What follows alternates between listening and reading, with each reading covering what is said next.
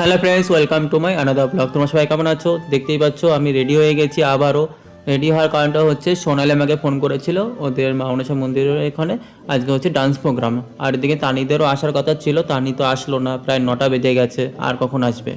তাই আমি একা একা বেরিয়ে পড়লাম। ওখানে যাওয়ার পরে দেখতে হবে কাদের সাথে দেখা হচ্ছে না হচ্ছে, তারপরে বাড়ি থেকে বেরিয়ে পড়বো। আর দিদাও চলে গেছে আগে আগে। আর দিদা বলেছিল তালা দিয়ে একদম চলে আয় তুইও। তারপর আমি তালা দিয়ে বাড়ি থেকে বেরিয়ে পড়লাম। বাড়ি থেকে বেরিয়ে এখন হাঁটতে শুরু করলাম। আর এদিকে সোনালি আমাকে বারবার ফোন করে যাচ্ছে, আমি বলছি আসছি, দাঁড়া একটু টাইম দে। তারপরে এই তো চলে এসেছি। আসার পর বর্ণালী, টুম্পা আর ভাইয়ের বউর সাথে দেখা হয়ে গেল। আর শম্পা ভেতরে বসেছিল, মানে ওর ছেলেকে নিয়ে। আর ওরা এখানে দাঁড়িয়ে দাঁড়িয়ে ডান্সটা দেখছিল, আর আমিও দেখলাম কিছুক্ষণ। তারপর এদিকে সোনালিকে ফোন করলাম, সোনালি বলছে ওদের বাড়িতে গেছে, আসছে। ততক্ষণ আমি একটু ডান্স দেখি, তোমরাও দেখো সাথে সাথে।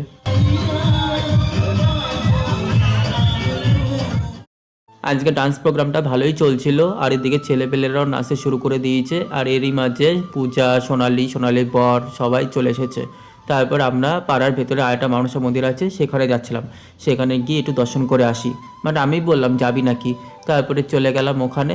আর ওরা তিনজন আগে আগে যাচ্ছে, আর আমি আর পূজা একসাথে যাচ্ছি। এবারের পুজোয় পিন্টুদাও এসছে, মানে সোনালির বর।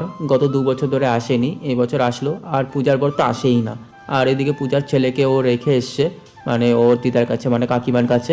তারপরে আমরা দর্শন করে যেই বেরোলাম এখান থেকে। আর এদিকে সোনালি দেখো, ও সবসময় এরকম করে, আড্ডাই আর কি করেই থাকে। আমার সাথে দেখা হলে তো বেশি করে, করবে না কেন, বছরে 2বার দেখা হয় বলে কথা। যাই হোক, এখন আমরা যাচ্ছি আমাদের মন্দির ওখানে। ওখানে গিয়ে দেখি তো আরও জমজমাট হয়েছে, আরও লোকজন বেড়ে গেছে, দেখতেই পাচ্ছ প্রচুর লোকজন। এরই মধ্যে পূজা আর সোনালি চলে গেছে নাচতে। আমি আর পিন্টুদা দাঁড়িয়ে দাঁড়িয়ে দেখছিলাম, আর কি করব।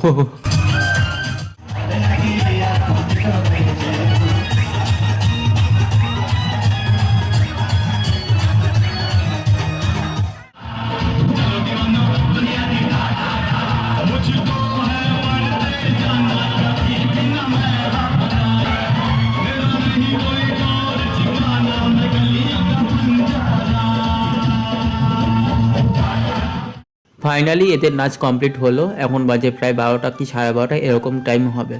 এদিকে সোনালির মেয়েকে নিয়ে সোনালির বর আগে আগে চলে গেছে, আর সোনালি যাচ্ছে পিছে পিছে।